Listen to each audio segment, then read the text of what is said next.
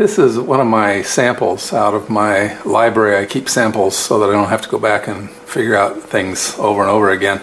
And this one has to do with the modulo operator, the percent operator. This is both the modulo, and it's also called the mod and string replace operator. So this is the numeric value up here, the numeric operation, what you will. It returns the remainder of a division. So for example, if you divide 3 into 5, you'll get a remainder of 2, something like that.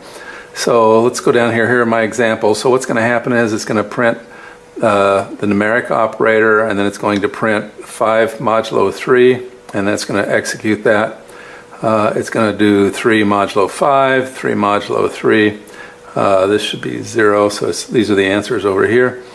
So it's going to do part of pi modulo 3, and so on.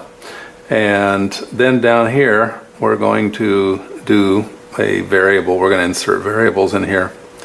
And that will be the end of our numeric example. And then down here, we're going to do percent as a string operator. And we're going to print the title string operation. And what this is going to do is you can see the percent, the parenthesis, and this is like a variable right here. And then another one, percent, and then this parenthesis with a variable-like thing in it, and then a formatting, and then this percent. And what's going to happen is this who is going to replace this who. And the value in who is TSB, and it will go over here. And then this next one, num, will replace this, and the value of num is 3.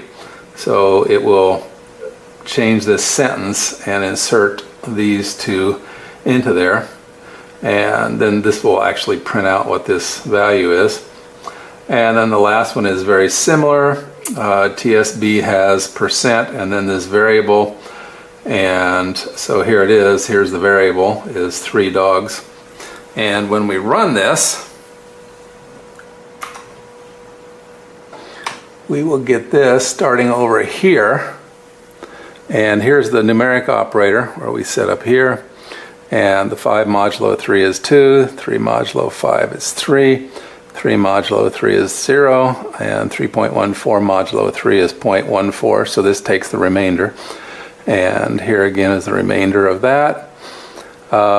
And then we do x modulo equals y, so where x equals 2.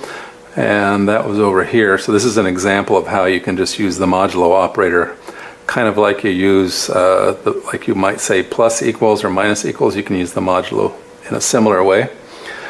And then down here, we can see it as a string operator, where TSB has, and then this, where who has num, dogs, so who became TSB right there, and num right there became 03 because we gave it a format statement.